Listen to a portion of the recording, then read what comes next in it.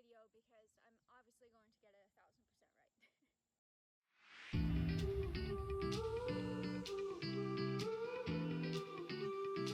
right. Hey guys, welcome back to another video. This is my predictions for the Premier League 2021-2022 season.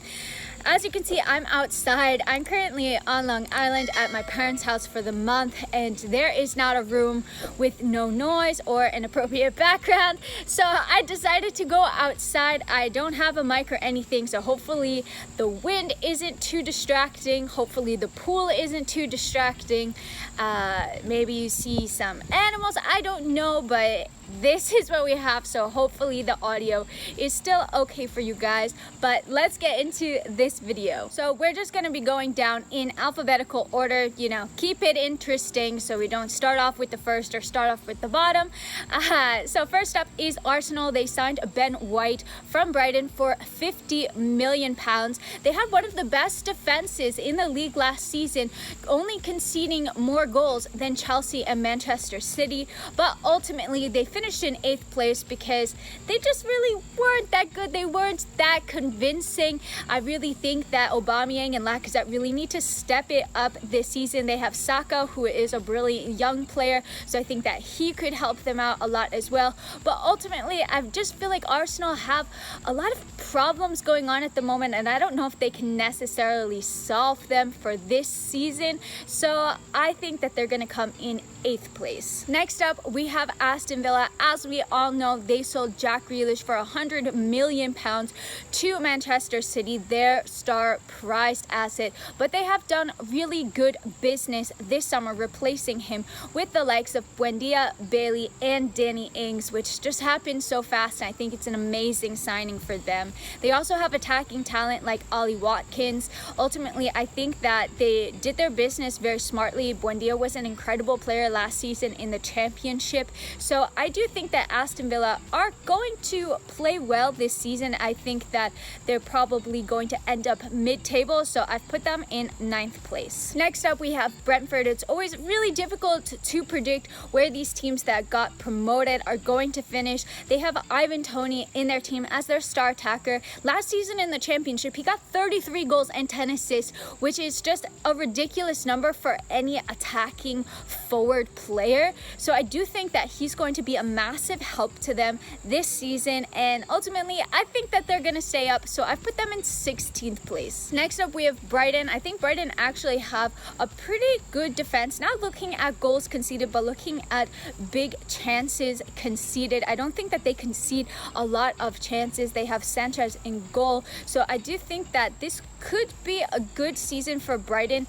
Last season they were 8th in the big chances missed category, so I think if they can get a striker, perhaps they could go on to a pretty good run of form in the Premier League. I think they're going to be mid-table this season, so I've put them in 12th. Next up, we have Burnley, and Burnley is probably one of the most difficult teams to predict for me because you just don't know what's going to happen. So Sean Dyche has done such an amazing job keeping them up. They don't play the most exciting football. You kind of know what you're going to get with Burnley. Is it going to be enough to keep them up with an aging squad? I don't know. I've been tinkering between putting them in like 17th or 18th. I really could see it going either way. At the end of the day, I just had to make a decision because I was looking at it for too long. Decided to put them in 18th in the relegation zone, but honestly I wouldn't be surprised if they stayed up either. I really couldn't decide on this one, but currently for me, they're getting relegated. Next up, we have Chelsea, and Chelsea fans, do not get mad at me, but I put that we're going to come in 2nd place.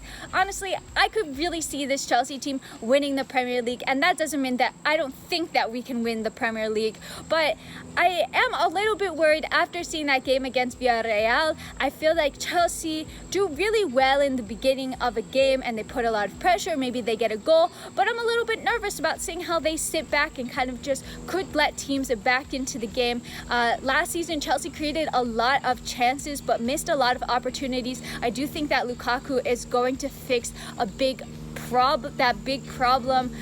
He's going to make a massive difference. It also takes a bit of weight off of the likes of Werner and Havertz to be the main goal scoring machines for Chelsea. So I do think that we could see them improve as well. Lukaku played off of Martinez at Milan, and I think that could be the case for him playing off of Havertz or Werner, and it's going to work out for this team. I think he's going to be a brilliant signing, but is it going to be enough to win the Premier League? I'm not so sure. I really need to see more of this Chelsea team. We know that the defense is very strong, but I'm a little bit nervous about that attack, and I think that we can sort it, hopefully turn some of those losses last season into wins, hopefully score more goals, but I think that we need to be doing that consistently. We need to be breaking down the teams that just are going to sit back. So I need to see more of that.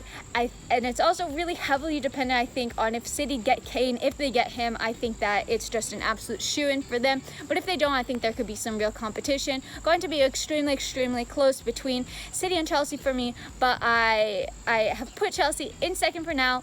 Don't kill me. Now, taking a look at Crystal Palace, they have just signed Marc Guéhi from Chelsea. We all know what an incredible player he is. I think it's going to end up being a really good signing for them. It's going to help sturdy up that defense, even if he doesn't start playing at first. I think that he's going to be a mainstay in that Crystal Palace defense. And they also have Conor Gallagher on loan, and I think that's a really good loan move for him. I was really impressed from what I saw from him in Chelsea preseason, so I do think that he's going to impress there.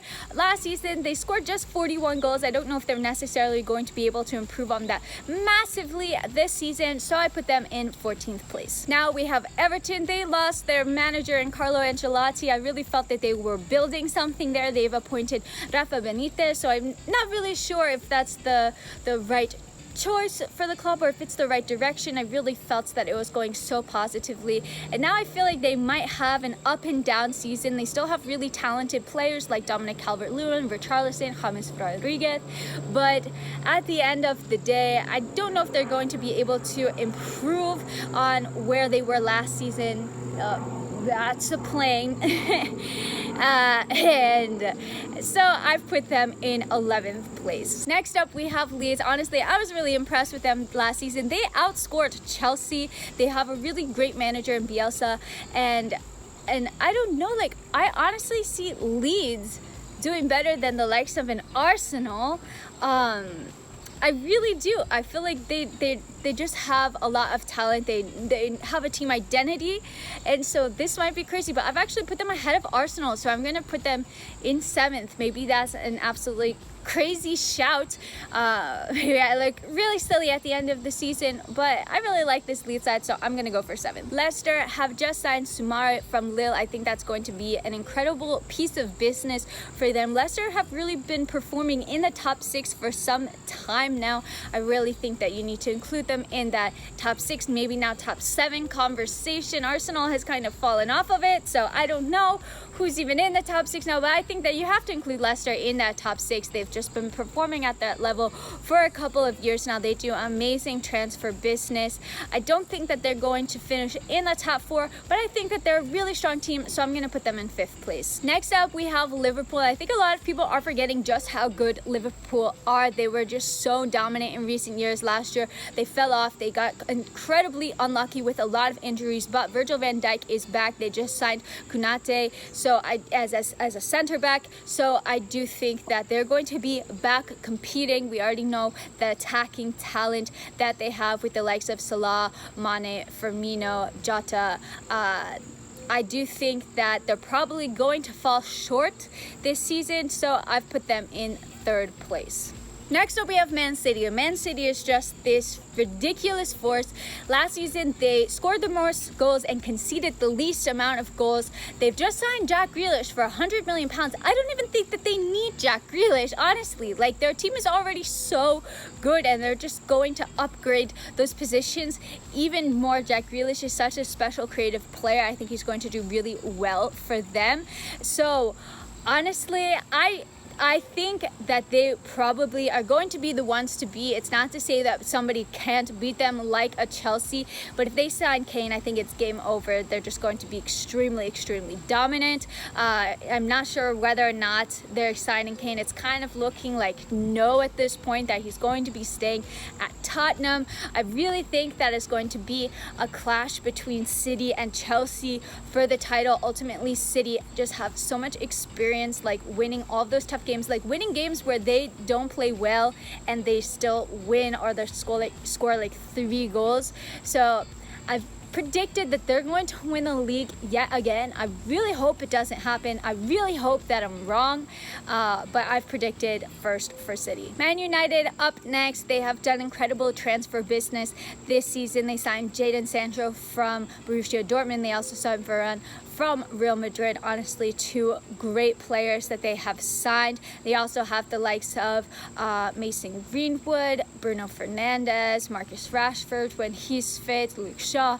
I think that they're a really strong team, but ultimately I think that they're going to fall short, and mostly because I think that they're really risk averse when they play against the top 6. I think if you want to be the best, you have to beat the best. Those points are going to be extremely important, and I feel that they just go for a draw, like a 0-0 or 1-1. I don't see them going to win these games. I don't know if Ole is going to be the one to take them to that next level, so I've put them in 4th place. Next up, we have Newcastle. I feel like the fans really have not been happy for some time. Maybe that influences the team. They have Callum Wilson, who I think is an incredible striker. I don't think that they've made any signings yet this window. Correct me if I'm wrong. I think that Willock is close to signing for Newcastle, but as of today, I don't think it's been done just yet.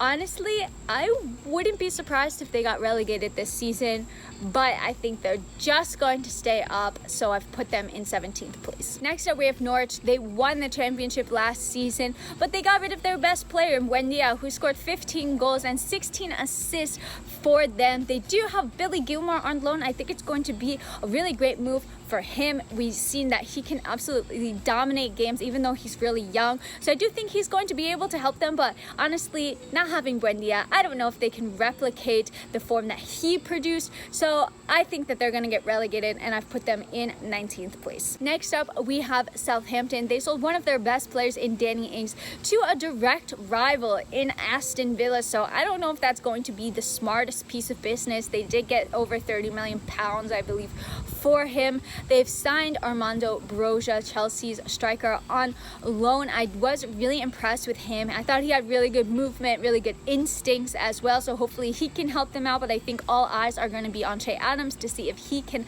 lead the Southampton line. Ultimately, I think they're going to stay up, but look closer to the lower end of the table, so I've put them in 15th. Next up, we have Tottenham, and Tottenham are another team that I'm just like, it could really go either way for them. At this point, it looks like Harry Kane is probably going to stay. Honestly, it could go either way. He didn't show up for training. He said that that wasn't his intention. I don't know about that. Really looked like he was trying to force a move to me. Not sure how that's going to affect the dressing room. I really like Son. I think that he can lead the line as well. If Harry Kane does stay, obviously it's a benefit to them because he scores a lot of goals and gets a lot of assists, double digits last season for both. Ultimately, I think that they're not going to get top 4, but they'll probably end up closer to the top of the table. So I've put them in 6. You know, they get a Europa League spot, but I'm not expecting anything spectacular from Spurs this season. Next up is Watford. They've been promoted. Ben Foster is back in the Premier League. Honestly, I don't know why. I just have such a soft spot for Ben Foster. Do you just have a footballer that you love from other teams that doesn't play for your team, but you just love them anyways? He just seems like the nicest guy ever.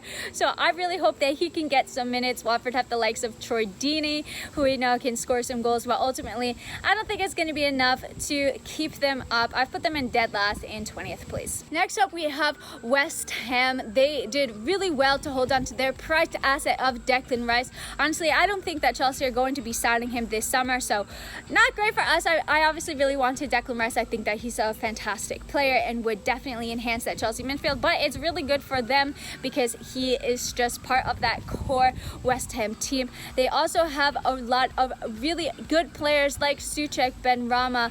They have Antonio and Bowen as well. So I do think that they're going to have a good season. I think last season it was just absolutely stellar. They came in 6th place. I don't see them finishing that high this season, so I've put them in 10th. And finally, last but not least, we have Wolves. Jimenez is finally back. I think he's going to be playing with a headband. He's able to head to the ball again after a terrible head injury that kept him out for the entirety of last season. I don't see Wolves having a fantastic season. I don't see them having a dreadful season either, so I've put them in 13th place. So guys, I hope that you enjoyed this video. I really hope that the audio wasn't too distracting for you. I'm currently sweating my ass off because it's so hot outside. I'm wearing black. That was not a good decision. Probably gonna jump in the pool right after this, but I hope that you enjoyed this video. Drop it a like, subscribe to my channel. We're almost at 10k, which is just absolutely insane. So if we can get to 10k in the next couple of weeks, my God, that would be absolutely insane. So thank you so much for watching this video.